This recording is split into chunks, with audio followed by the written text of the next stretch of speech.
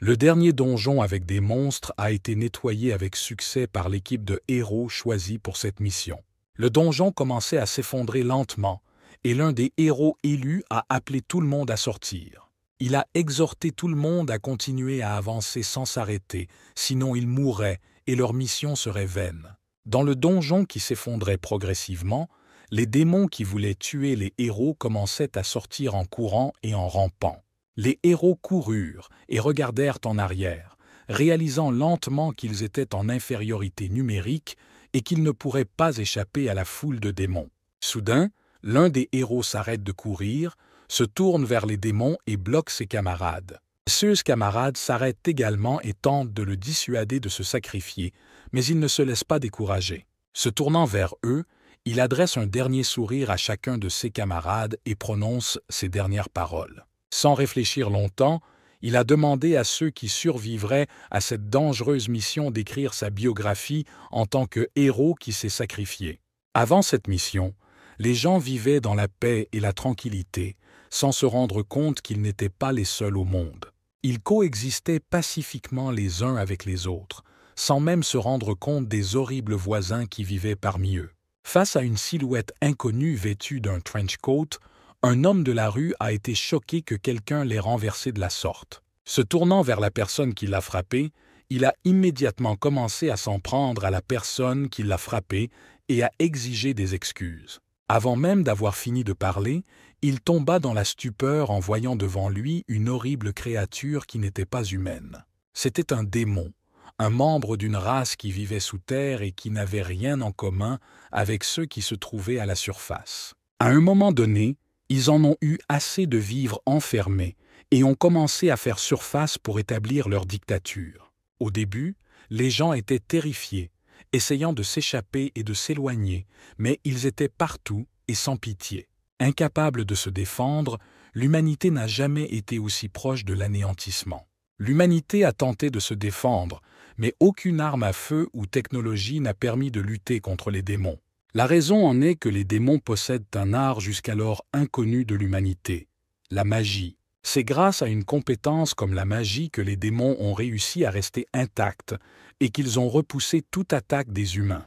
Cependant, cela ne pouvait pas durer éternellement, et bientôt, la même compétence a commencé à apparaître chez les humains, leur permettant de lancer des attaques de représailles. Ce sont ceux qui ont été dotés de magie par une force inconnue qui sont devenus des surhommes dont les capacités dépassent celles de l'homme. Ayant acquis des compétences incroyables et hors inconnues des humains, les surhommes ont pu s'unir et repousser l'attaque des démons. Les démons vivaient dans des donjons que les surhommes nettoyaient progressivement, un par un, ne leur laissant aucun espoir de s'échapper. Enfin, à un moment donné, il ne restait plus qu'un dernier donjon, et l'humanité en sortirait victorieuse. C'est alors, au printemps 2005, que les 7 surhommes les plus forts se sont réunis pour mettre fin à la tyrannie des démons. Ils sont descendus dans le repère principal des démons, la dernière porte du donjon, et l'ont nettoyé de tous les démons qui y habitaient. Ils ont mis fin à la guerre incessante entre les humains et les démons et ont sauvé l'humanité, ce qui leur a valu le surnom de « 7 sauveurs ». Après avoir vaincu les démons et nettoyé la porte, les 7 sauveurs ont acquis une richesse et une renommée immenses et sont devenus des célébrités. Mais la guerre n'est pas non plus sans victimes, comme le rappelle le fait que l'un des 7 sauveurs n'est jamais revenu du champ de bataille. Il s'agit du chef des 7 sauveurs, William, le seul à ne pas être revenu pour profiter des récompenses et de la gloire. À une époque où tous les survivants du dernier balayage de donjons sont devenus des célébrités et jouissent de la richesse et de la célébrité, William, qui a mené cette guerre à bien, est devenu une légende et un immense monument a été érigé en son honneur. 17 ans après que les 7 sauveurs ont mis fin à la guerre, un match sportif entre la France et la Corée du Sud se déroule. L'équipe française a attaqué, mais l'équipe sud-coréenne, pour des raisons inconnues, n'a pas réussi à maintenir l'attaque. Mike était le principal favori pour ce match, il jouait pour l'équipe de France, était magnifique et jouait très bien. Ses compétences lui ont permis de faire de telles choses sur le terrain qu'il a réduit en miettes l'équipe sud-coréenne sur son propre terrain. C'était un joueur tellement incroyable qu'il pouvait à lui seul tuer 6 personnes d'affilée, ce que les commentateurs n'ont pas manqué de remarquer. Les commentateurs étaient déchirés par ceux qu'ils voyaient et déconcertés par le fait qu'un tel joueur n'avait jamais été vu dans la Ligue internationale. Ils ont également ajouté que s'il continue à jouer à ce niveau et au-delà, il risque de devenir l'un des 3 meilleurs joueurs de l'histoire. De toutes les joueuses de l'équipe sud-coréenne, seule Marie, une joueuse de cravache habile dont les compétences étaient également à leur meilleur, a survécu. Comme toute son équipe a été battue à plate couture, elle n'avait que très peu de chances de gagner, mais elle n'est pas du genre à abandonner. Sans hésiter, elle passe à l'offensive contre Mike, utilisant son fouet comme arme. En se rapprochant, elle assène un coup précis sur la poitrine de Mike, après quoi un silence sépulcral s'installe dans les gradins en raison de l'attente du résultat. Comme elle était la fille de l'un des 7 sauveurs, tout le monde plaçait de grands espoirs en elle, mais elle n'a pas réussi. Mike esquiva habilement son coup, amorçant un mouvement rapide dans son dos, ce qui la plaça dans une position désavantageuse. Il a balayé le fait qu'elle était une joueuse forte, mais que son équipe l'a entraînée vers le bas, après quoi il lui a donné le coup de grâce et a mis fin à la partie. Les commentateurs étaient ravis de voir que Mike était si fort que toute l'équipe n'était pas là pour l'arrêter. Le public est resté assis, totalement déçu et déconcerté par le fait que la Corée avait de nombreux surhommes talentueux, mais qu'elle a perdu si lamentablement. L'entraîneur principal de l'équipe sud-coréenne a également rappelé qu'ils avaient réussi à vaincre les démons, mais qu'ils n'étaient plus les mêmes aujourd'hui. C'est une honte totale pour lui et pour la nation qui a produit 2 des 7 sauveurs de l'humanité. Les commentateurs s'accordent à dire que les Français sont très bons, mais qu'en raison de la défaite coréenne, leur peuple est aujourd'hui en difficulté. Les médias sociaux regorgeaient déjà de messages de colère et de frustration sur la façon dont une si grande nation pouvait perdre aussi lourdement. La déception dans les tribunes était déjà à son comble, et la colère et la rage commençaient à se manifester à cause de leur échec dans un match international. Mason, l'un des 7 sauveurs et également entraîneur principal de l'équipe de Corée, était déçu de lui-même et de son 3e échec consécutif. Mike et le public avaient raison. Marie était en effet une joueuse très forte avec un grand potentiel, mais elle était tirée vers le bas par l'équipe. Oui, en effet, les surhommes coréens étaient réputés être les plus forts et les plus résistants. Mais c'est du passé. Mason marchait dans le couloir et n'arrivait pas à oublier l'échec de son équipe, se répétant dans sa tête que tous ceux qui étaient bons dans quelque domaine que ce soit étaient partis à l'étranger.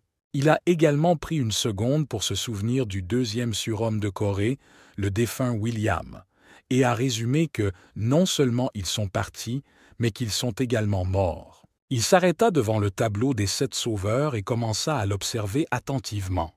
Il a salué William, photographié à ses côtés, et a ajouté avec tristesse qu'il était dommage qu'il ne soit plus avec eux. Soudain, on frappe à la porte et un homme sort de derrière, informant Mason que tout est prêt pour un entretien avec lui. Se tournant vers lui, Mason ne lui répondit pas dignement, mais resta simplement silencieux, soupira plusieurs fois et continua à planer dans les nuages. Après être resté un peu plus longtemps debout, il a commencé à marcher vers la sortie de la salle, marmonnant à haute voix qu'il devait présenter des excuses publiques. Il a également ajouté que l'équipe traversait la pire période sous sa direction et qu'il devait démissionner de son poste. Ce dernier a tenté de l'en dissuader, mais Mason est resté inflexible et s'est contenté de répéter qu'il annoncerait son départ lors d'une interview.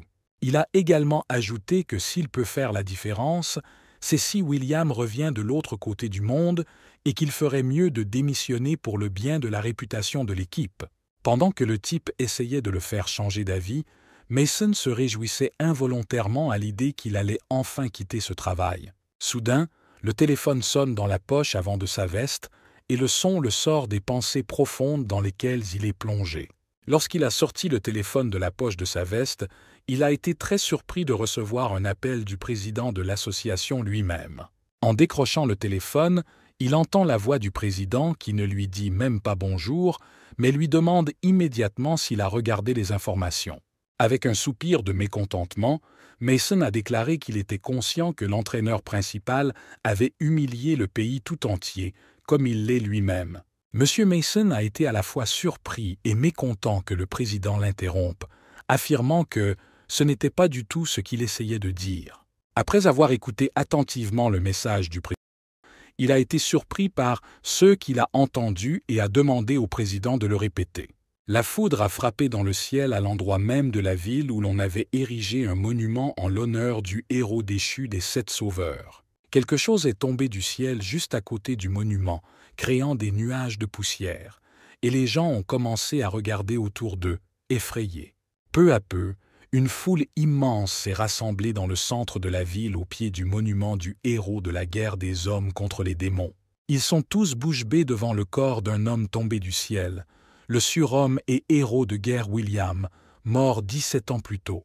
Mason continue de se tenir debout, stupéfait, et éloigne le téléphone de son oreille, d'où sortent les cris indignés du directeur de l'école. D'abord l'éclair incompréhensible, puis la chute, tout cela ne pouvait signifier qu'une chose. William était revenu vivant de l'autre côté.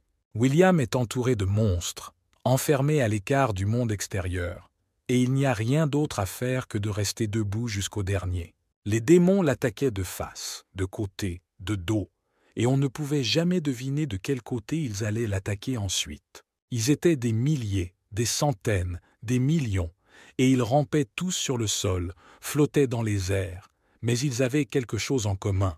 Ils voulaient tous tuer William. Bien qu'épuisé et seul, William n'abandonne pas et saisit avec confiance son épée plantée dans le sol après le coup. Les démons qui se préparaient à une nouvelle attaque le regardaient méchamment, attendant le prochain moment pour attaquer. William abattit les démons sans pitié ni fatigue jusqu'à ce qu'il puisse affirmer avec certitude que la porte du donjon était scellée. Après avoir scellé la porte, il tomba à genoux de fatigue, s'appuyant sur son épée, et les restes des démons se jetèrent immédiatement sur lui. William se leva et empoigna à nouveau son arme, bloquant le chemin des démons vers la sortie du donjon.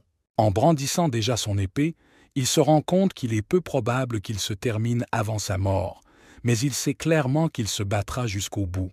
Soudain, William ouvrit brusquement les yeux et se redressa sur le lit, essayant d'équilibrer le rythme de sa respiration et de ralentir les battements de son cœur. Réalisant lentement qu'il n'était pas dans un donjon, il commença à se poser la question suivante. Où était-il alors? Soudain, son attention est attirée par la voix d'une infirmière qui entre dans la chambre et est agréablement surprise de le voir réveillé. Lui jetant un regard furieux, William laissa passer toutes les phrases enthousiastes et exigea une réponse à la question de savoir où il se trouvait maintenant. Ignorant sa question, l'infirmière lui a demandé comment il se sentait, puis lui a répondu qu'il était maintenant à l'hôpital, ce qui était assez évident. William n'arrive pas à faire le lien entre les événements qui se déroulent dans sa tête. Il y a à peine une minute, il était enfermé dans un donjon et maintenant il se trouve dans un hôpital. Un cri jaillit involontairement lorsqu'il entendit qu'il ne s'agissait pas de 2005 mais de 2022 à l'extérieur, ce qui le choqua légèrement. L'infirmière a essayé de le calmer, mais elle n'a pas compris comment lui expliquer correctement ce qui se passait. Soudain, une solution brillante lui vient à l'esprit et, saisissant la télécommande posée à côté d'elle, elle allume la chaîne d'information de la télévision. En pointant l'écran, elle tente d'expliquer ce qui se passe à l'extérieur en s'appuyant sur le journal télévisé qui s'y déroule. À la télévision, on apprend que le surhomme disparu il y a 17 ans est revenu et qu'il se trouve actuellement à l'hôpital. Le présentateur a également précisé que, selon les témoins, William est tombé juste au pied de sa propre statue. Un autre détail mentionné est qu'il était dans son armure au moment de la chute et qu'il n'avait pas changé d'apparence pendant ces 17 années. Le résultat a été l'avis des experts, qui ont estimé que la cause du retour de William était une anomalie temporaire. Toujours assis dans l'incompréhension, William n'arrive pas à croire que 17 ans se sont écoulés depuis qu'il est entré dans le donjon. L'infirmière confirme une fois de plus que tout ce qui est dit à la télévision est vrai, sinon l'horreur qui se déroule devant les fenêtres de l'hôpital n'aurait pas lieu. En regardant par la fenêtre, William aperçoit la foule de voitures et de journalistes qui le surveillent littéralement, attendant le moment où il sortira. Une grimace de colère s'est immédiatement dessinée sur son visage en réalisant que tout change au fil des ans, sauf les journalistes. Repoussant ces pensées désagréables, il se tourne vers l'infirmière qui se trouve à côté de lui et lui demande de lui apporter un miroir. Au bout de quelques minutes, elle trouva et lui apporta un miroir, dans lequel il fut convaincu qu'il n'avait pas grandi d'un poil pendant tout ce temps. Pensant qu'il ne pouvait certainement pas être aussi jeune à 47 ans, il a lui aussi conclu qu'il pouvait s'agir d'une anomalie temporaire. Soudain, une révélation lui vient à l'esprit et il se tourne frénétiquement vers l'infirmière pour lui demander ce que l'on a fait de son argent. La réponse est venue instantanément, comme si elle avait été préparée à l'avance. Toute sa fortune monétaire avait été donnée à un fonds de soutien. Sa maison, parce qu'elle était celle d'une célébrité décédée, a été transformée en musée, et c'est désormais un lieu public, et non plus sa maison. Dans l'espoir d'obtenir quelque chose, il s'est également renseigné sur ceux qui avaient été faits à sa voiture, mais celle-ci avait également été vendue lors d'une vente aux enchères caritatives. Assis dans un état de stupeur, William tente obstinément d'accepter le fait que dans ce monde, bien qu'il soit un héros, il n'est en fait qu'un clochard. Lorsqu'il s'est rendu compte qu'il était sans abri, il s'est effondré de frustration et a déclaré que s'il avait été au courant de la situation, il aurait mis de l'argent de côté. L'infirmière tente de le calmer à nouveau. C'est un héros après tout. Il n'est donc pas destiné à rester dans la pauvreté, et il a des amis. Elle a également ajouté que son ami devait arriver bientôt et qu'elle devait partir, de sorte que s'il avait besoin de quelque chose, il devait appuyer sur le bouton d'appel. Dès que l'infirmière a quitté la chambre, des pensées anxieuses ont de nouveau envahi William, ne lui apportant aucune tranquillité. Oui, les choses étaient effectivement différentes à l'extérieur de la fenêtre, et les nouvelles ainsi que d'autres facteurs prouvaient que l'avenir était à l'extérieur, mais il n'arrivait toujours pas à y croire. Après avoir réfléchi à tout cela, il en vint à la conclusion qu'il interrogerait Mason sur tout, mais qu'il devait maintenant faire un peu d'introspection. En se crispant légèrement, il appliqua sa capacité regard d'analyse et ses yeux se mirent à briller. L'aptitude de William, l'œil analytique, lui permettait de visualiser et d'analyser les capacités et les talents des êtres vivants. Le principal avantage de cette capacité n'est pas seulement qu'elle permet d'analyser les compétences et les talents à l'heure actuelle. Il permet également de voir le potentiel de la créature choisie et d'analyser ses compétences et ses talents pour l'avenir. C'est cette capacité qui a permis à William d'évoluer beaucoup plus vite que les surhommes qui l'entourent. Bientôt, grâce à ses incroyables compétences et à cette capacité, sa renommée s'étend au monde entier et il devient le commandant de l'équipe de balayage. Grâce à ses capacités, il a vu le potentiel de Mason, qui a demandé à être son apprenti, car William était un surhomme très fort. Après avoir analysé ses compétences, William s'est rendu compte que Mason n'était pas un perdant, mais un surhomme talentueux au potentiel tout simplement énorme.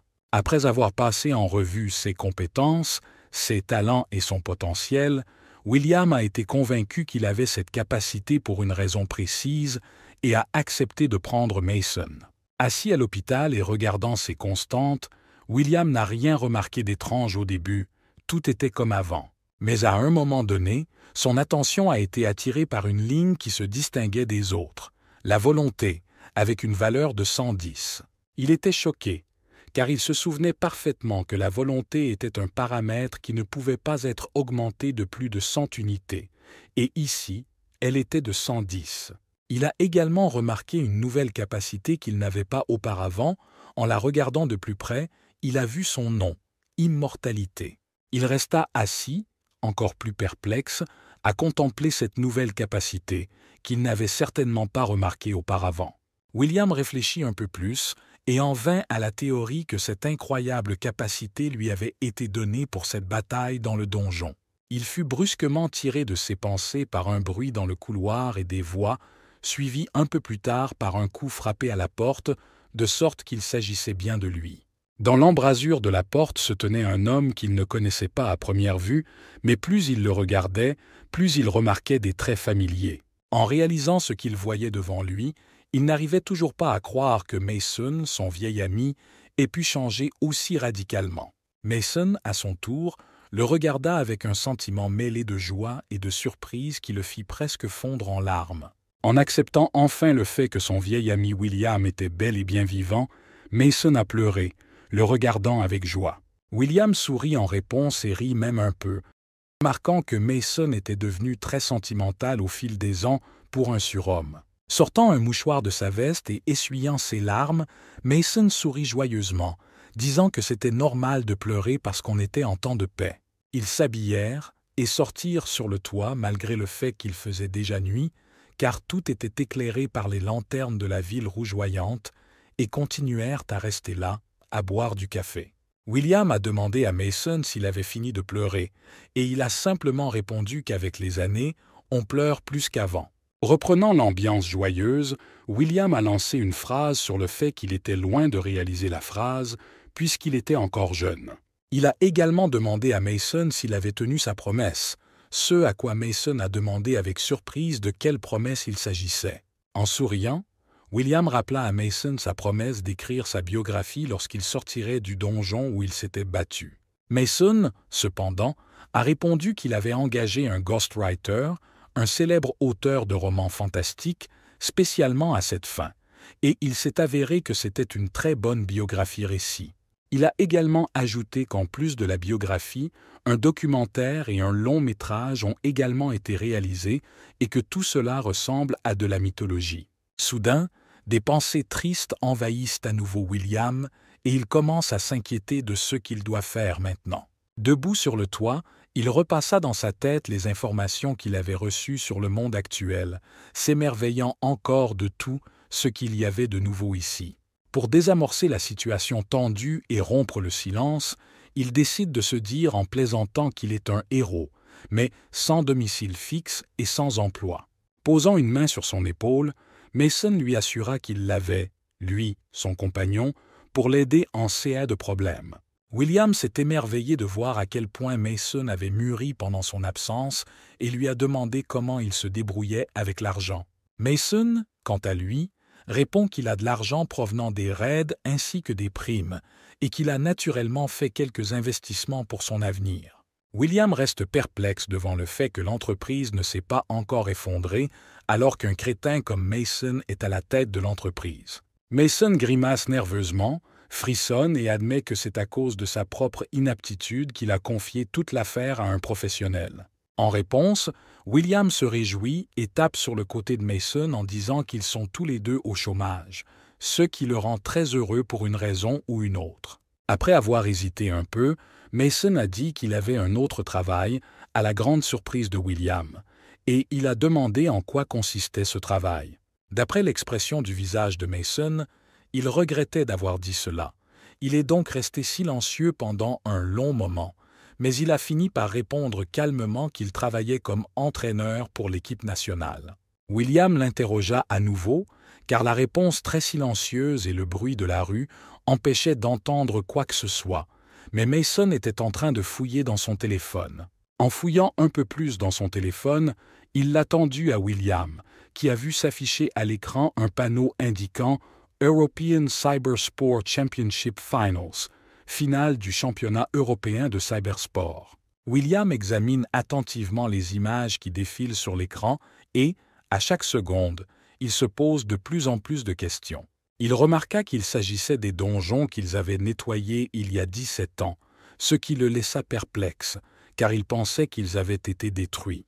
Mason expliqua qu'il s'agissait d'une réalité virtuelle, Battle of the Superhumans, où les donjons étaient l'arène de combat, mais sa surprise resta entière. Il lui a également expliqué qu'il s'agissait d'un type de commerce qui avait toujours existé, mais qui avait gagné en popularité après leur victoire. L'expression du visage de William montre clairement qu'il est légèrement déçu, et il ajoute qu'il pense que c'est un enfantillage. De son côté, Mason tente de faire changer William d'avis en affirmant que les joueurs de haut niveau sont d'une force comparable aux 7 sauvetages. Fasciné par le processus de jeu, William commence à mâcher sa pipe sans quitter le jeu des yeux, répondant par un « je vois » standard à la phrase de Mason.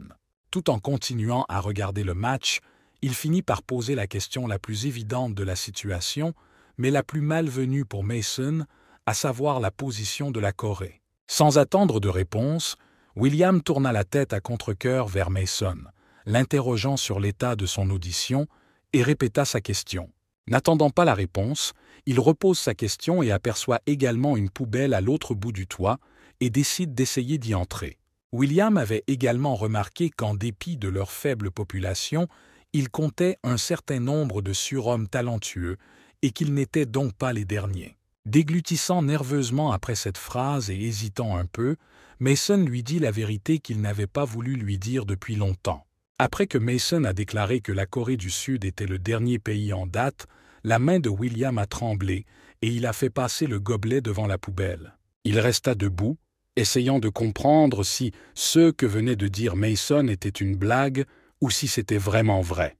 Après être resté ainsi un moment, William a repris ses esprits et s'est tourné vers Mason avec un mélange de surprise et d'indignation sur le visage. Ils restèrent encore un moment sur le toit, puis descendirent, montèrent dans la voiture de Mason et descendirent la rue de nuit. Mason essayait de justifier par des pensées absconses pourquoi la Corée perdait contre tout le monde, et William se contentait de fredonner avec mécontentement.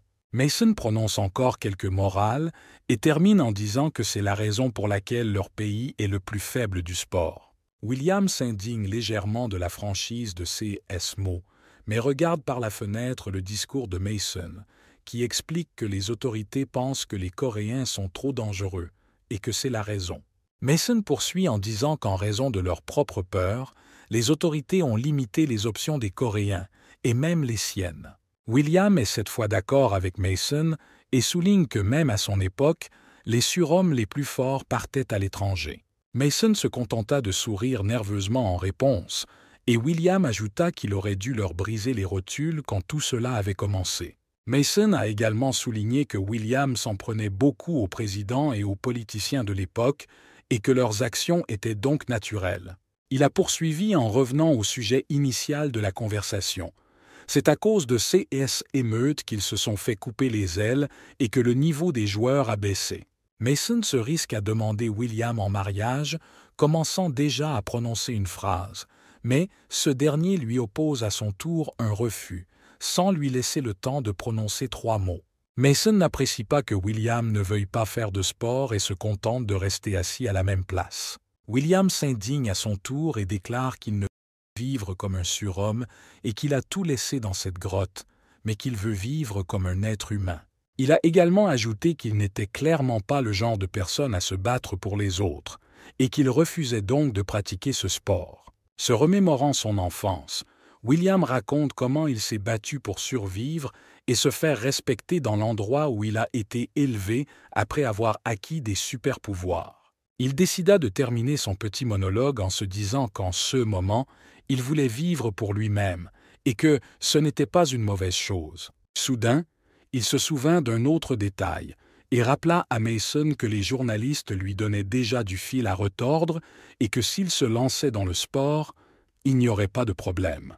Mason décide de faire une blague et demande si l'idée des batailles lui glace le sang, ce à quoi William se contente de rire. Mason s'est détourné, s'est adossé à sa chaise et a recommencé à regarder la route, en se disant qu'il valait effectivement la peine de mettre de côté les pensées sportives pour le moment. Soudain, William rompt le silence en déclarant que les surhommes coréens ne sont pas les perdants que les médias et Mason décrivent. En réponse au regard interrogateur de Mason, il désigne un panneau d'affichage à l'extérieur de la fenêtre qui montre une fille à la silhouette avantageuse. Il a remarqué qu'elle avait une jolie silhouette et de beaux yeux, et qu'elle était elle-même très jolie, donc tout allait bien avec les surhommes. Mason soupira lourdement et raconta à William ce qu'il venait de dire à propos de sa fille, en réponse à quoi William s'étouffa de surprise. William a déclaré qu'elle avait récemment eu 6 ans, ce à quoi Mason lui a rappelé que 17 années s'étaient écoulées et qu'elle avait maintenant 23 ans. William tente de désamorcer la situation en essayant de faire passer ses paroles pour une plaisanterie, en faisant des compliments maladroits à sa fille. Mason le coupa court, stoppant l'horreur qui sortait de sa bouche, demandant à William de se taire un instant, après quoi il s'excusa. C'est dans ce silence qu'ils continuèrent à rouler dans la rue nocturne, éclairés par des lumières violettes qui créaient une atmosphère agréable. Au bout d'un moment, Ils s'arrêtèrent devant une grande maison et, lorsqu'ils s'arrêtèrent près de la porte, le navigateur leur annonça qu'ils étaient arrivés. Une grande fille sortit de la maison, mais son visage était si joyeux à la vue de William qu'on aurait dit qu'elle avait une vingtaine d'années. Sans se départir de son sourire, elle a dit qu'elle était très heureuse de voir William, car elle ne l'avait pas vu depuis très longtemps, et qu'il était agréable de voir le défunt en vie. William dit qu'il l'a vu à son tour il y a une semaine, et elle lui répond qu'elle a réussi à vieillir beaucoup pendant cette semaine. Se tournant vers Mason, elle le remercie d'avoir rendu visite à William et de l'avoir amené jusqu'à eux, mais il répond que c'est le moins qu'il puisse faire. En observant leur visage heureux et en écoutant leur conversation sincère, William a vraiment réalisé qu'il était revenu à la vie. Il était revenu à la vie, à une vie dont l'existence ne comportait ni lutte pour la survie, ni guerre, mais seulement le calme et la sérénité.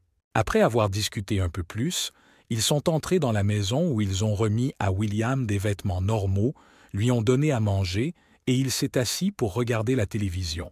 Soudain, il s'est levé d'un bond sur le canapé, choqué par la diffusion du dorama qu'il n'avait pas eu le temps de regarder avant de mourir. Il s'est plié en deux de bonheur et a été submergé par l'émotion. Il a réalisé que ce moment valait la peine de revenir à la vie. C'est pour ce moment qu'il a mis la mort de côté, et c'est pour des moments comme celui-ci que la vie en général vaut la peine d'être vécue. C'est son opinion. William a fait le plein de chips, s'est allongé sur le canapé et tout, ce qu'il a pu faire, c'est de dire joyeusement qu'il allait regarder la télé sans arrêt. Le visage d'un Mason de passage a été horrifié lorsqu'il a appris que William allait passer en revue tous les doramas de 2005 à 2022. En courant vers William, celui-ci a commencé à s'offusquer du fait qu'il allait regarder la télévision pendant des jours et a essayé de l'en dissuader. En réponse, il s'est contenté de dire que Mason avait promis d'abandonner le sujet du sport pour le moment et qu'il avait donc droit à un repos mérité. Quelques jours plus tard, Mason s'adresse à nouveau à William, mais pas pour parler de sport, mais de problèmes avec les journalistes qui gardent la maison. En regardant à travers les rideaux la pagaille qui régnait sous les fenêtres de Mason, William se contenta de froncer le nez et de marmonner quelques jurons.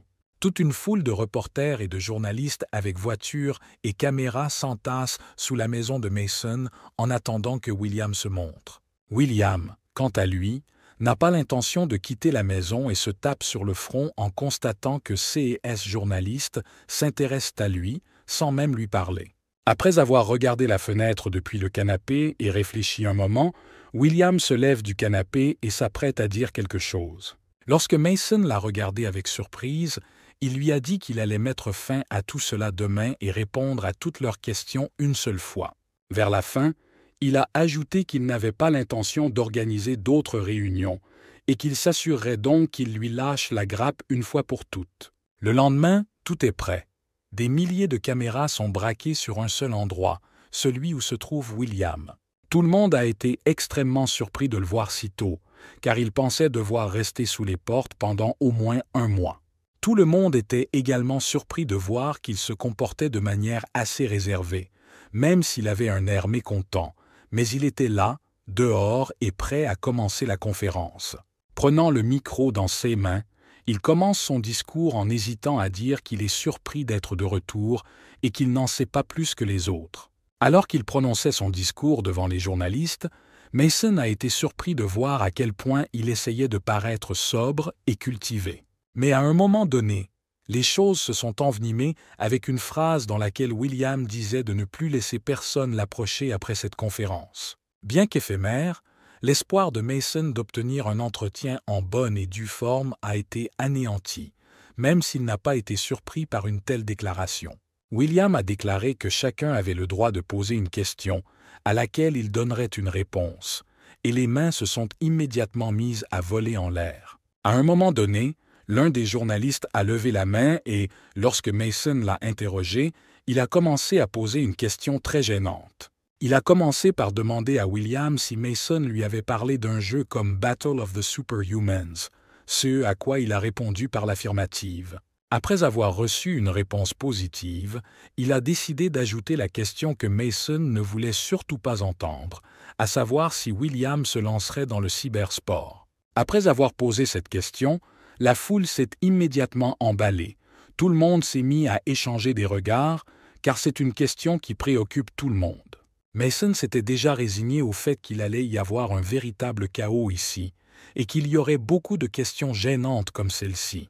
William a répondu à cette question en déclarant brièvement qu'il ne souhaitait pas se lancer dans le cybersport à l'heure actuelle. Le journaliste l'a suivi et a insisté, exigeant de William non seulement un refus, mais aussi les raisons de ce refus.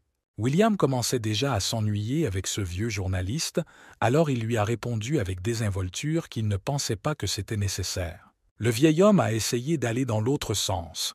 Il a essayé de le prendre à son plus faible, déclarant qu'il se sentait incapable de le faire. William n'était pas assez stupide pour accepter une provocation aussi facile, et il répondit qu'il le penserait s'il était un vieil homme avec des taches chauves. En résumé, il a déclaré qu'il n'aimait pas ce sport et qu'il n'y avait pas lieu d'en débattre, mais qu'il n'était pas un clown pour faire ce que les autres voulaient. Pour paraître décent, il s'est approché du micro et a tenté de résumer la conversation, ajoutant qu'il avait essayé de satisfaire tout le monde. Alors que William s'est déjà retourné et s'apprête à partir, il est interpellé dans la foule par le dernier journaliste qui l'ignore et ne répond pas. Il a dit qu'un certain James Walker avait parlé de lui et avait dit que le temps des 7 économies était révolu depuis longtemps, et il lui a demandé ce qu'il en pensait. William fut surpris d'entendre ce nom, car il espérait ne plus jamais l'entendre, et il interrogea à nouveau le journaliste. Le journaliste a confirmé qu'il parlait spécifiquement de James Walker, un cyberathlète américain qui a été appelé le meilleur tank d'Amérique. William est encore plus surpris et demande au journaliste s'il est vraiment l'un des meilleurs. Le journaliste a dit qu'il ne l'était pas, et les 3 premiers sont Michael Bernard, France, Jacques Mayer, Irlande, et Daniel Manske, Allemagne. Selon lui, James Walker est le meilleur joueur américain, mais il ne fait certainement pas partie des 3 meilleurs. William se frotta le front de frustration, agacé que, même après toutes ces années, il l'ennuie encore. Il a réfléchi un instant et a répondu avec assurance au journaliste que s'il n'était même pas dans les 3 premiers, il ne lui parlerait pas. William a également déclaré que s'il voulait se battre avec lui, il ne le ferait pas dans un jeu et le laisserait venir le lui dire en face. Il a regardé la caméra avec colère et a ajouté qu'il enterrerait James Walker de ses propres mains dans le jardin potager. Quelque part au loin, ce programme est regardé par d'autres personnes qui sourient, admirant le courage de William qui vient de rentrer au pays. Le président de l'agence coréenne de cybersport sourit en regardant la télévision, anticipant la façon dont James allait se comporter avec lui. Après avoir vu cela, James Walker a serré le téléphone dans son poing avec colère, ce qui l'a fait craquer et tomber en petits morceaux. Il appelle Wood, son agent, et l'informe qu'il a un besoin urgent de billets pour la Corée. Le lendemain, la maison de Mason était en ébullition dès le matin en raison d'un appel de l'Association coréenne des cybersports. Mason a été informé qu'il y aurait une première ligue avec les États-Unis, mais William n'a été empêché de regarder la télévision qu'à cause de cette discussion. Il lui a dit d'aller parler au téléphone ailleurs, et Mason n'a fermé les yeux qu'à contre-cœur sur la conversation à 2. Lorsque Mason a fini de parler au téléphone, William l'a interrogé sur la raison qui l'avait empêché de regarder la télévision. Lorsqu'il a appris qu'il allait y avoir une première ligue avec les États-Unis, il n'a pas réagi. Il est retourné devant la télévision et Mason l'a réprimandé en lui disant que c'était de sa faute.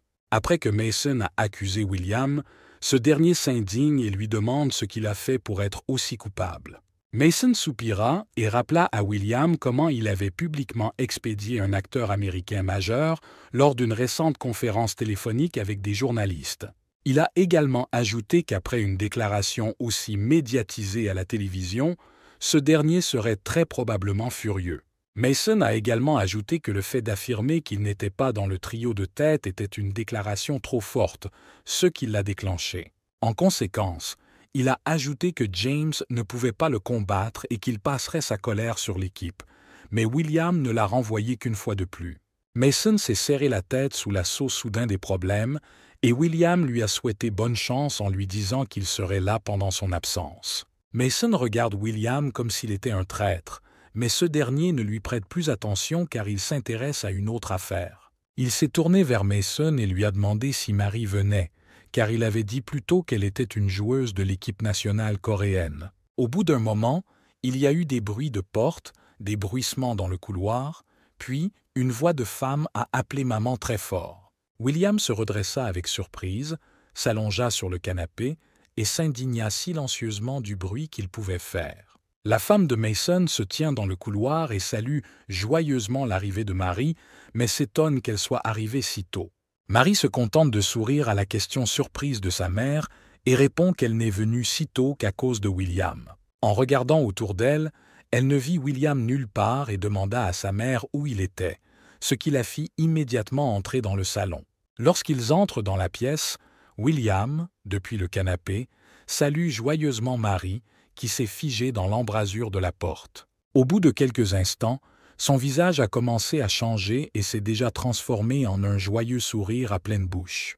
Toujours souriante, Marie s'étale et saute sur William, l'entoure de ses bras et le fait basculer sur le dos, ce qui lui donne une respiration sifflante. William se ressaisit et réprimande Marie en lui disant qu'elle n'est plus une petite fille et qu'elle ne devrait plus faire cela, mais elle ne l'écoute pas. Après avoir grommelé un peu plus, William sourit à son tour et dit qu'il était content de la voir aussi, mais qu'il pensait qu'elle l'avait oublié depuis le temps.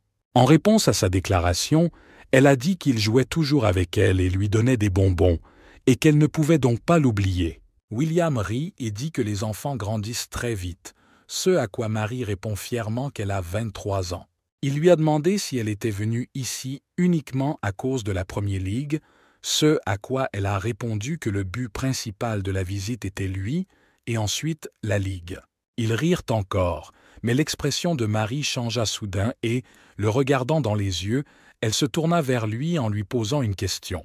Elle demande si William n'est vraiment pas intéressé par le cybersport, sans le quitter des yeux, mais elle le fait avec prudence. William se contenta de soupirer lourdement en guise de réponse et se demanda si Mason l'avait poussé à le convaincre de le faire. En réponse à la question de savoir pourquoi il refusait, William a pointé son doigt vers l'écran de télévision.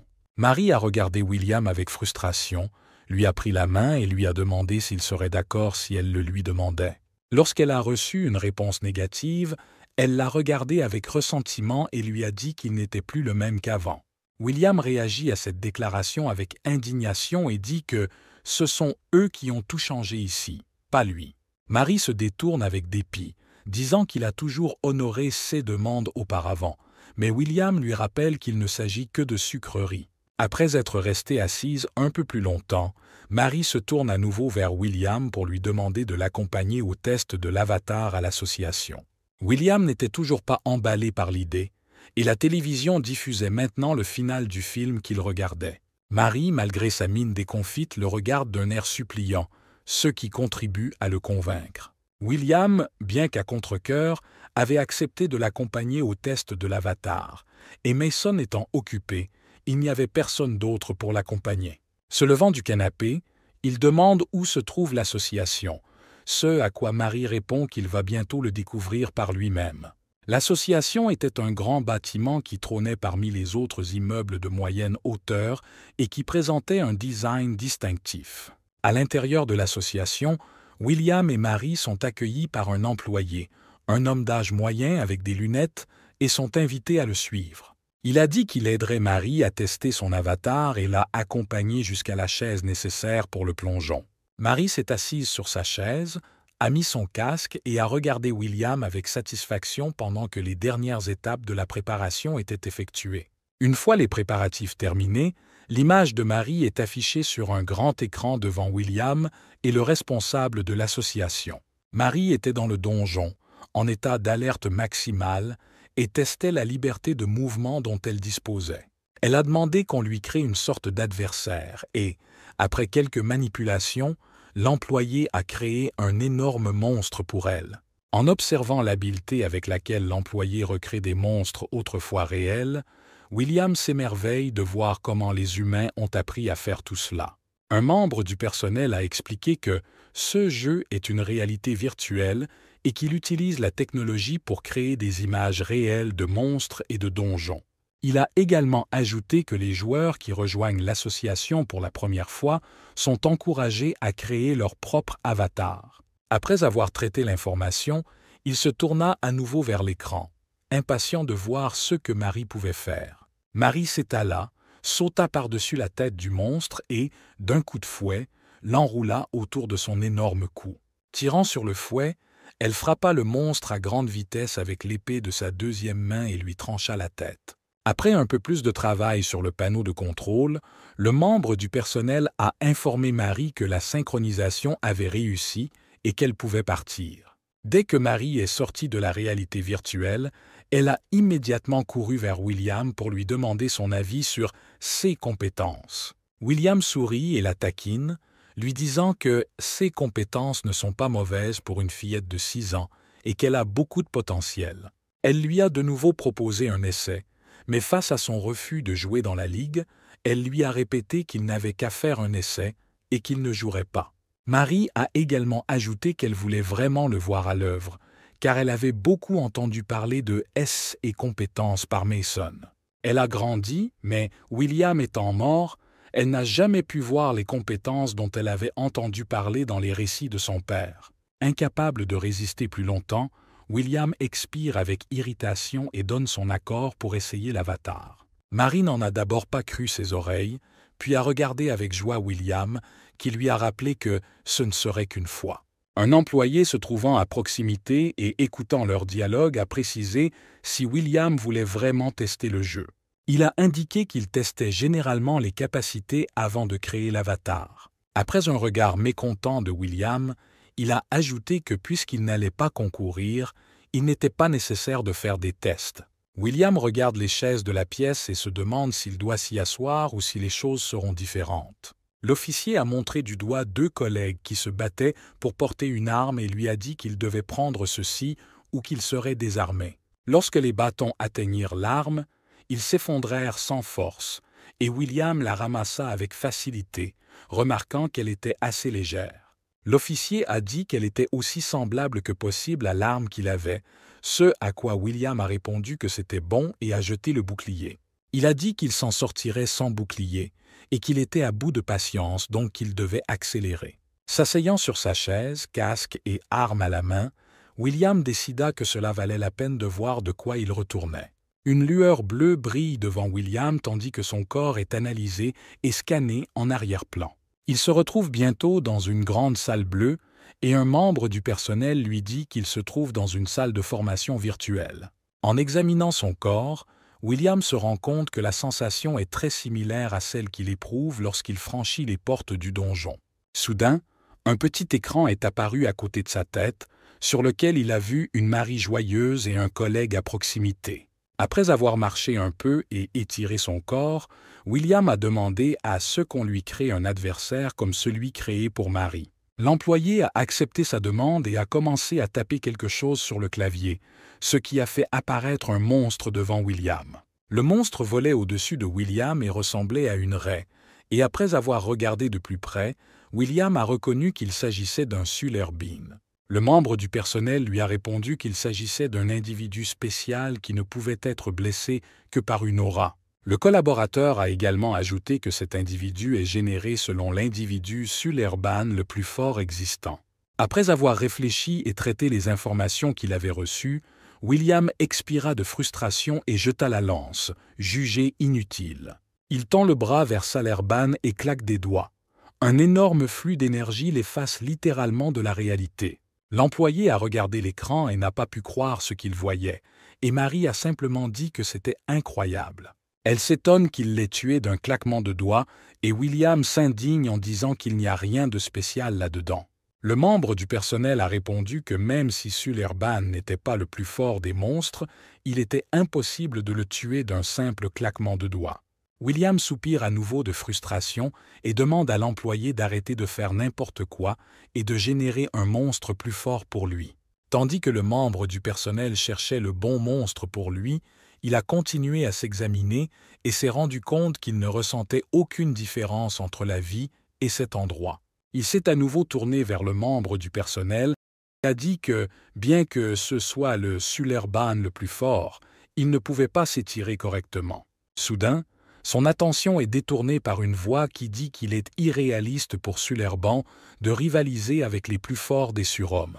Soudain, le système est tombé en panne et l'employé a essayé de faire quelque chose, mais l'infiltration de l'extérieur n'a plus été interrompue.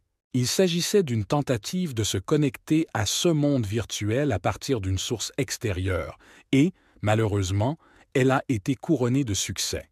Un avatar que William ne connaissait pas depuis tout à l'heure est apparu dans les airs non loin de lui et a commencé à tomber au sol en criant quelque chose. C'est James Walker qui a été accroché de l'extérieur et, en tombant, il a regardé William avec colère et lui a demandé si son offre était toujours d'actualité. Il se mit en position de combat, s'attendant à une attaque, mais William ignora complètement sa présence et regarda quelque part sur le côté.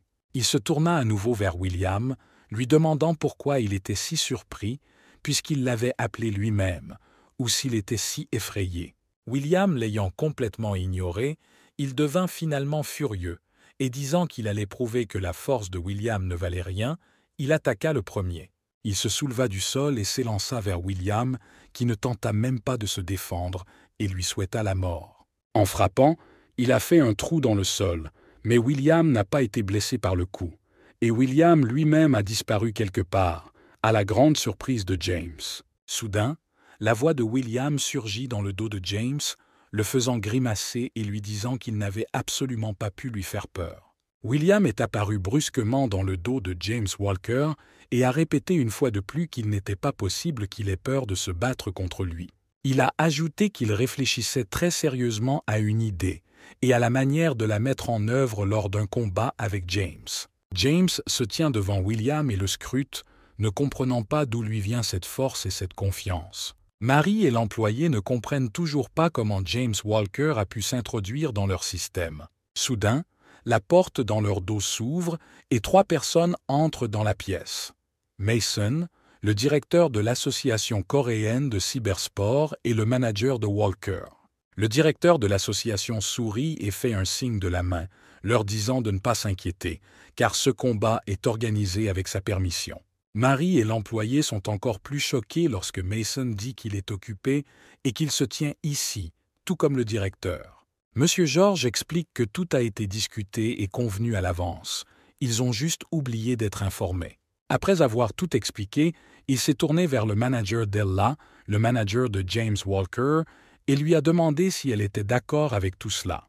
Elle a déclaré qu'ils étaient reconnaissants et satisfaits, car cette lutte était une demande très difficile pour la Corée. George s'est souvenu que William s'était un jour retrouvé endetté jusqu'au cou auprès de lui, de sorte qu'il ne pourrait plus rien refuser par la suite. Il a également ajouté qu'il était très reconnaissant envers Ella et James, car grâce à cet incident, il est probable qu'ils parviendront à intéresser William au cybersport. Jusqu'à présent, William et James se battaient presque à armes égales. William voyait tous ses mouvements et repoussait ses attaques avec facilité. En un instant, James a sauté loin de William, et William s'est avoué qu'il était meilleur que ceux qu'il avait réalisés depuis le début. Comme James était plus fort que prévu, William a décidé d'appliquer son œil d'analyste. Les yeux pétillants, William a sorti une feuille de calcul des caractéristiques de James Walker devant lui et a commencé à l'examiner minutieusement. La première chose qui a attiré l'attention, ce sont 2 indicateurs à la fois, la force et l'endurance, qui ont atteint leur valeur de 100%. William s'est levé et a continué à analyser James, qui s'est indigné et a demandé pourquoi il restait là à le regarder. William l'ignora à nouveau et termina son analyse, arrivant à la conclusion qu'il n'était pas qu'un beau parleur, mais un combattant digne de ce nom avec du potentiel. Après avoir fini d'analyser James, il s'est souvenu de la capacité qu'il avait découverte lorsqu'il était à l'hôpital. Se lançant dans l'attaque, il se dit qu'il serait encore mieux de la tester sur James que sur Sullerban. Dès qu'il vit James s'élancer, il s'arrêta et le fixa, attendant le coup. James ne faillit pas, et d'un coup puissant, William fut projeté à l'autre bout de la pièce, causant des dommages mortels à l'homme.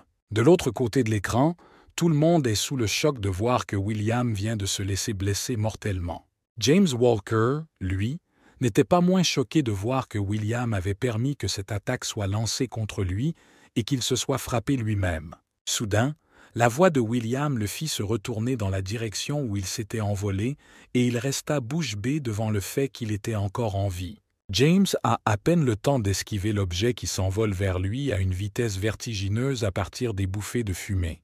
En se retournant vers le mur, il vit que c'était la lance de William qu'il avait lancée, ce qui souleva encore plus de questions. Se tournant à nouveau vers l'endroit où il y avait encore des bouffées de fumée de la chute de William, il n'avait aucun moyen de savoir comment il avait réussi à survivre. Une toux se fait entendre dans la fumée, suivie de la voix indignée de William qui demande pourquoi tant de fumée a été versée ici. Dès que la fumée s'est dissipée, James a vu William assis sur le sol, indemne, mais avec sa veste ouverte. En souriant, William regarde James et lui dit qu'il parle de lui montrer quelque chose d'inhabituel. James resta stupéfait, n'ayant aucune idée de la façon dont William avait pu survivre à une attaque aussi puissante. William a dit qu'il avait obtenu ce super pouvoir après un mauvais rendez-vous avec la mort, et qu'il était donc immortel. En s'examinant une fois de plus, il remarqua que sa capacité guérissait rapidement les blessures, mais de cette façon, leur duel ne serait pas équitable. William réfléchit un instant et appelle l'employé qui est toujours assis en état de choc près du panneau de contrôle du jeu. Il lui dit qu'il est pour l'instant immortel, une capacité qu'il a acquise après avoir gagné une seconde vie. Ajoutant que cette capacité rend le combat inéquitable, il a demandé s'il existait un moyen de désactiver cette capacité pour la durée du combat. Alors que l'employé éteint sa nouvelle capacité, James reste là, incapable de croire que William est immortel. William se tourna vers James et lui dit qu'il était immortel, mais ne lui donna pas l'occasion de justifier sa défaite par son immortalité. James se contente de sourire en réponse et dit qu'il est vraiment un frimeur, comme on dit, et qu'il devrait vérifier si les rumeurs sont vraies. William lui répond que les rumeurs sont des rumeurs parce que l'expérience réelle du combat contre lui ne peut pas être exprimée par des mots. James a dit qu'il était fatigué de ce bavardage inutile et a dit à William de se lever et de commencer enfin à se battre contre lui. William, quant à lui, n'est pas pressé de se lever et déclare qu'il aurait dû vaincre les 3 plus forts avant ce combat. En écoutant les railleries sur le fait qu'il n'était même pas le premier, James a commencé à perdre lentement son sang-froid. Sans attendre que William se relève, il s'élance vers lui, mais l'homme se contente de sourire en réalisant qu'il a touché un point sensible. William réussit à se lever avant que James ne l'atteigne et ils croisèrent leurs armes, mais William se contenta de sourire. Soudain, la même situation qu'au début se répète. La hache de James est dans le sol et William a disparu quelque part. Aussi soudainement qu'il avait disparu, aussi soudainement qu'il était réapparu, dit la voix moqueuse de William dans le dos de James.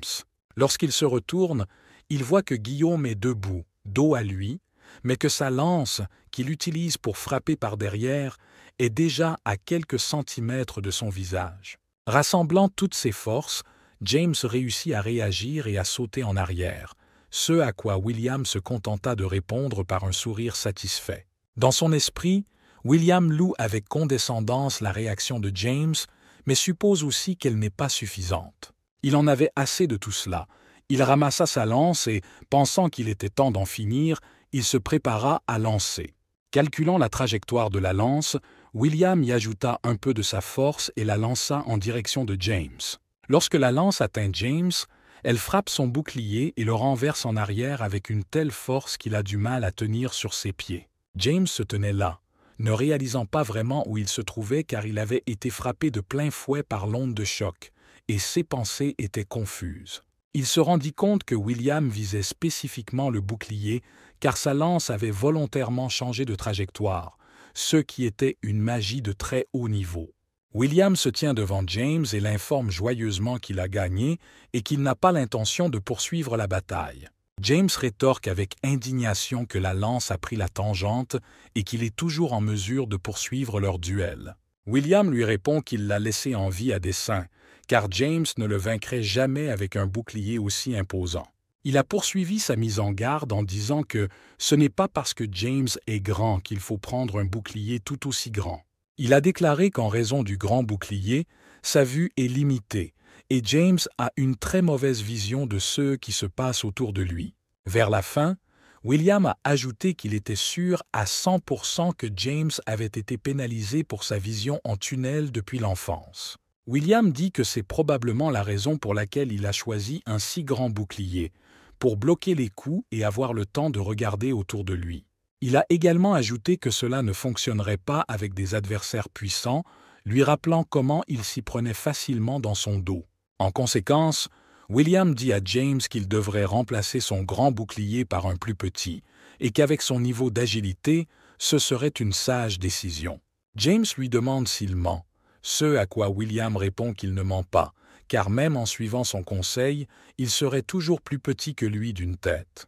Après avoir reçu cette réponse, James n'a pas pu se décider pendant longtemps, mais il a fini par dire qu'il essaierait de le faire. À ce moment-là, Mason se tient de l'autre côté de l'écran, légèrement choqué par le fait que William scolarise un adversaire déjà très fort. Après avoir reçu une réponse satisfaisante, William a déclaré qu'il en avait terminé et qu'il continuerait à regarder ses séries. Se souvenant brusquement d'une chose, il s'est tourné vers James et lui a dit qu'il y avait des frais à payer pour la consultation. James lui a répondu qu'il paierait à condition qu'il obtienne un autre duel avec James en Premier League dans une semaine. William lui a répondu qu'il n'allait pas jouer de bataille car il a tout un tas d'autres films et séries télévisées à la maison. James saisit brusquement William et commence à le supplier de se battre contre lui dans la ligue et lui offre même de l'argent pour cela. Il continue de s'en prendre à William, affirmant qu'avec ses capacités, il devrait se battre au lieu de rester assis sans cesse sur le canapé. Toutes les personnes présentes dans la salle fixent le moniteur avec stupeur, car elles ne s'attendaient pas à ce que James fasse une telle chose. La seule personne qui n'était pas en état de choc était George, le directeur de l'association, qui souriait, réalisant que c'était sa chance. Quelques jours après la bataille, William était encore allongé sur le canapé et regardait un film à la télévision. Mais l'émission est soudain interrompue sous prétexte d'un message important, ce qui fait se redresser William sur le canapé. À la place du dorama, une chaîne d'information a été allumée avec un message sur William et sa carrière dans le cybersport. Le présentateur a déclaré qu'après le duel avec James Walker, on espérait que William reviendrait finalement sur sa décision. Vers la fin, le présentateur a annoncé que la grande nouvelle était que William avait accepté de participer à la Ligue à condition que l'Amérique batte la Corée à plate couture. Après ce message, William a mis du temps à réaliser ce qu'il avait entendu, puis il a sursauté d'indignation. Cela faisait littéralement des dizaines de minutes, et il était déjà dans le bureau de George, déversant toute sa colère sur lui. Alors qu'il s'indigne et tente d'obtenir des informations et des explications de la part de George, ce dernier s'assoit dos à lui et reste silencieux. Il a exigé qu'on lui dise qui avait diffusé l'information et a déclaré qu'il étranglerait cette personne de ses propres mains. Il s'est également intéressé à l'origine de la vidéo en ligne de la demande en mariage de James, qui ne mentionnait pas le refus de William. Alors qu'il continue de parler, George se lève et s'incline brusquement devant lui, s'excusant à plusieurs reprises avant de le faire taire. George a déclaré que Walker était trop influent au niveau international et qu'il ne pouvait donc pas le refuser. William, un peu troublé par ces révélations, tente de remettre la conversation sur les rails, mais personne ne l'écoute. George l'interrompt sans le laisser dire un mot et assure à William que tout ira bien et qu'il a géré la situation. Il dit à William qu'il a posé des conditions impossibles. Une victoire américaine sur la Corée pour sécher. 11-0. George a ajouté que tout le monde était d'accord pour dire que William ne s'intéressait qu'à une équipe forte et qu'il n'avait donc pas à s'inquiéter. William interrompt brusquement le monologue du directeur en criant qu'il se moque de leur querelle et qu'il n'est pas intéressé par les batailles. George assure une nouvelle fois à William que son état n'est pas exécutoire et qu'il n'a donc pas à s'inquiéter outre mesure. En plus de cela, il a décidé de pousser la pitié et a dit qu'il se connaissait depuis longtemps et que William pouvait l'aider pour une fois. En conséquence, il a déclaré qu'il ferait don de tous les bénéfices aux fondations préférées de William, auxquelles il donnait souvent de l'argent. William, lui, reste debout et endure tout, se répétant que s'il n'y avait pas eu les actes du passé, il l'aurait cloué sur place depuis longtemps. Il a fini par perdre patience et a donné son accord, tout en précisant que ce n'était que pour une fois. pas plus. George est tellement soulagé de sa réponse qu'il s'apprête à l'embrasser, mais William réussit à l'éloigner de lui. William interroge à nouveau George sur les conditions. Ils doivent tuer au moins un Américain dans le match et c'est tout. George lui a joyeusement confirmé qu'il avait bien fait les choses et qu'il devait lui faire confiance car tout irait bien. George, compte tenu du fait qu'ils ont déjà fait leur valise, propose qu'ils aillent dîner ensemble en l'honneur de l'aubaine. William a précisé, au cas où, si le directeur les traitait, ce à quoi il a reçu une réponse favorable, et il a donc accepté. En quittant le bureau, George s'excuse silencieusement auprès de William, en regardant les formulaires remplis avec le score entre les équipes. Les jours suivants, la télévision est pleine d'informations sur William, ce qui lui donne mal à la tête, et il n'y a pas de film d'animation. Une fois de plus, il regrette d'avoir contacté George et se rend compte qu'il aurait dû couper les ponts avec lui dès le départ. Décidé à se changer les idées, il éteint la télévision et s'approche de la porte vitrée qui donne sur la cour. Soudain, un bruit le distrait de ses pensées et, en tournant la tête, William aperçoit Mason et Mary en train de s'entraîner dans la cour. Mason a entraîné Mary et a développé sa vitesse et son agilité, la faisant se déplacer rapidement d'un côté à l'autre. À un moment donné, Mason a lancé une balle en l'air que Mary a immédiatement vue et saisie avec un fouet. Mason a déclaré que Mary avait une très bonne vitesse cette fois-ci, mais qu'elle devait accélérer encore plus, car elle est une joueuse de soutien. Debout derrière eux, écoutant Mason essayer d'enseigner à Mary comment être solidaire, William remarque que c'est un gaspillage d'efforts. William ne se contenta pas de se détendre, il décida d'analyser les compétences de Mary et utilisa sa compétence d'analyse. Il nota qu'elle avait une bonne vitesse, mais que son agilité avait déjà atteint ses limites. William a également subverti que les valeurs maximales d'agilité et de vitesse ne sont pas comparables à celles de Mason, et qu'elle ne peut donc pas répondre à ses attentes.